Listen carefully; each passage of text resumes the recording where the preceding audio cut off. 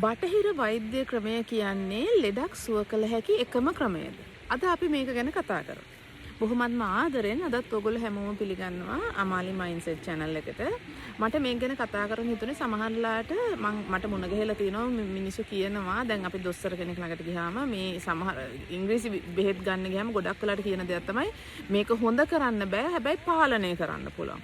ඉතින් ඕක මනසට ගිය ගමන් දැන් ලෙඩා හිතනවා මේක ජීවිතේට මේක හොඳ කරන්න බෑ. දැන් ඉතින් ඒකෙන්ද එයා මනසින් තනිකරම විශ්වාස කරලා ඉවරයි මේ ලෙඩේ ජීවිතේට හොඳ වෙන්නේ නැහැ කියන. ඔතෙන්දි වෙන්නේ හොඳ කරන්න පුළුවන් වුණා ලෙඩක් ඒක හොඳ වෙන්නේ නැහැ. මොකද අපි මනසින් පිළිගන්නවා හරි මේක හොඳ කරන්න බැරිලා. ඒක කවුද ඒක දැන් කිව්වේ? වෛද්‍යවරු. මම මේකට වෛද්‍යවරුන්ට දොසක් කියනව නෙවෙයි ඇත්තටම මම ඒකත් කියන්න ඕනේ මොකද ඒකේ බටහිර වෛද්‍ය විද්‍යාව කියන්නේ එක්තරා ආකාරයකින් යම්කිසි පරිශන කරලා ඔප්පු කළ හැකි සාධක මත පදනම් වෙලා කරන බෙහෙත් ක්‍රමයක්. ඉතින් එතනදී එතකොට ඒගොල්ලෝ දන්නේ ඒගොල්ලට උගන්වපු ඒ දේවල් තුල ඉඳගෙන බෙහෙත් කරන්න විතරයි. බටහිර වෛද්‍ය ක්‍රමය කියන්නේ මේ ලෝකේ තියෙන එකම ලෙඩ හොඳ කරන ක්‍රමය නෙවෙයි. හැබැයි අවාසනාවකට අපේ මිනිස්සු පුරුදු වෙලා තියෙනවා බටහිර වෛද්‍ය විද්‍යාව මත පමණක් පදනම් වෙලා අපේ ජීවිතේ ලෙඩක් වුණාම බෙහෙත් ගන්න. හැබැයි ඉතින් එක පැත්තකින් ඔප්පු කළ හැකි දේවල් නිසා අර බය නැතුව මිනිස්සු ඒක කරනවා. ඒක ගැටලුවක් නෑ වැරද්දක් නෑ. හැබැයි අර ප්‍රශ්නය වෙන්නේ ලෙඩක් හොඳ කරන්න බැරි අවස්ථාවක උනා දැන් වෛද්‍ය විද්‍යාව කියන මේක හොඳ කරන්න බෑ. හැබැයි එතනින් එහෙම බෑයි කිව්වට මේක හොඳ කරන්න වෙන ක්‍රම ඇති. දැන් අපි හිතමු එතනින් හොඳ කරන්න බැරි ඒක පාලනය විතර නම් කරන්න පුළුවන්. දැන් උදාහරණයක් ගත්තොත් දියවැඩිය හදලා මිනිස්සු හිතන්නේ ආනේ දැන් මේක ජීවිතේට හොඳ කරන්න බැරි ලෙඩක්. මේක හොඳ කරන්න බෙහෙත් නෑ. නෑ ක්‍රම තියෙනවා ගොඩාක් විදි සහ ක්‍රම තියෙනවා. අපි ඒව දන්නේ නෑ සමහරලාට. එකක් තමයි අපිට හිතුවොත් අපේ මනසට යෙදුනොත් මේ ලෝකේ හොඳ කරන්න බැරි ලෙඩක් ඇත්තටම නෑ. අර ඔයගොල්ලෝ අහලා තියෙනවා නම් faith can move mountains කියලා. ඒ කියන්නේ අපිට විශ්වාසය තියෙනවා නම් කන්දක් උනත් එහාට මේ තල්ලු කරන්න බෑ කියලා පුළුවන් කියලා තමයි කියන්නේ. විශ්වාසය තියෙනවා නම් ඒකත් කරන්න බැරි නෑ කියලා. ඉතින් කන්දක් තල්ලු කරන්න පුළුවන් නම් වෙන කරන්න බැරි වෙන්න බෑනේ වෙන දෙයක් නේද? ඉතින් ඒ වගේ ඇත්තටම ලෙඩ හොඳ කරන එකම ක්‍රමේ වෛද්‍ය වෘත්තිය නෙමෙයි. ඒක නිසා අර පළවෙනිම දේ තමයි වෛද්‍යවරයෙක් ඒක බෑයි කියලා කිව්ව සැනින් ඒක ඔලුවට ගන්න එපා. හරි. මේක මට ජීවිතේට හොඳ කරන්න බෑ කියන එක.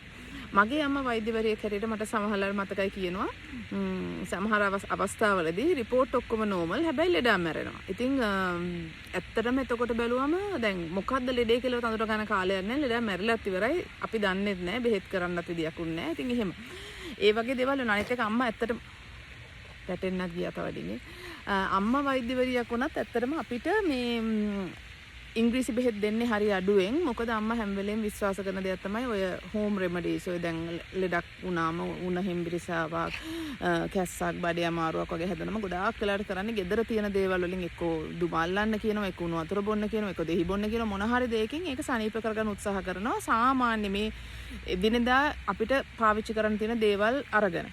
එහෙම බැරි වුණොත් තමයි අපි පුරුදු වෙලා හිටිය අම්මා මේ වෛද්‍ය බටහිර වෛද්‍ය ක්‍රමය මගින් ලෙඩක් සනීප කරන්න. ඉතින් ඒක මං හිතනවා මං පුරුදු වෙච්ච හින්දා විතරක් නෙමෙයි. ඒක මං හිතනවා ඇත්තටම හොඳයි. මොකද බටහිර වෛද්‍ය ක්‍රමය පිළිගත් සහ ඔප්පු කරපු දේවල් තමයි තියෙන්නේ. හැබැයි ඒක මේ ලෝකේ තියෙන එකම ක්‍රමය නෙමෙයි බෙහෙතක් ලෙඩක් වුණාම සනීප කරන්න. ඒ නිසා දොස්තර කිව්වා කියලා හිතන්න එපා ආනේ මේක ජීවිතේට හොඳ කරන්න බෑ නෑ. පුළුවන් ක්‍රම තියෙනවා. පළවෙනිම දේ මම අර කලින් කිව්වා වගේ මනසෙන් ඔයාලට කරන්න බැරි දෙයක් නෑ. දෙවෙනි කාරණාව තමයි ආයුර්වේද ක්‍රම තියෙනවා සනීප කරන්න පුළුවන්. සමහරලාට gifted මිනිස්සු ඉන්නෝ ලෙඩවල් සනීප කරලා. ඒවා වංචා සහගත ලෙස පාවිච්චි කරන මිනිස්සු ගැන නෙවෙයි මම මේ කියන්නේ. ඇත්තටම මෙහෙම gift එකක් හැටියට සාමාන්‍යයෙන් අර දැන් අපේ අම්මා ළඟට ඉස්සර ලෙඩ වෙනකොට ලෙඩගෙන අනේ ડોක්ටර් බෙහෙත මොනවා දුන්නත් සනීප වෙනවා. සමහර වෙලාවට අම්මා ඇත්තටම ඉඳන් කියනවා මේ මිනිස්සුන්ට ලෙඩකට පැනඩෝල් පෙත්තක් දුන්නමත් ලෙඩේ සනීප. ඒ කියන්නේ පැනඩෝල් පෙත්තෙන් කරන දෙයක් නෙමෙයි. හැබැයි අර මනසට යනවා මේ දොස්තර බෙහෙත් දුන්නනේ ඒක නිසා හරි ලෙඩේ හොඳයි දැන් කියලා. ඇත්තට මේ බෙහෙත අදාළත් නැති දෙයක් ලෙඩේට අර ඒකට මනස සුවපත් වුණ ගමන් ලෙඩේ ඉබේම සනීප වෙලා යනවා. ඉතින් ඒක නිසා හැම වෙලෙම උත්සාහ කරන්න මට මේකෙන් කියන්න ඕනුනේ එකක් තමයි අපේ මනස නිරෝගීව තියාගන්න. ඒක අතිශය වැදගත් අපේ ශරීරයේ නිරෝගීතාවයට. අනිත් එක තමයි වෛද්‍ය බටහිර වෛද්‍ය විද්‍යාව හොඳයි. කිසි වැරද්දක් ඒ දොස්තරලට කියනවා නෙමෙයි මම. හැබැයි ඔප්පු කළ හැකි එකම දේ එක වුණාට ඔප්පු නොකළ තව ක්‍රම ගණනාවක් මේ ලෝකයේ තුල තියෙනවා. කොටින්ම කිව්වොත් අපේ ඇඟ ඇත්තටම නිර්මාණය වෙලා තියෙන්නේ අපි තුලින්ම ඕනම ලෙඩක් සනීප කරගන්න.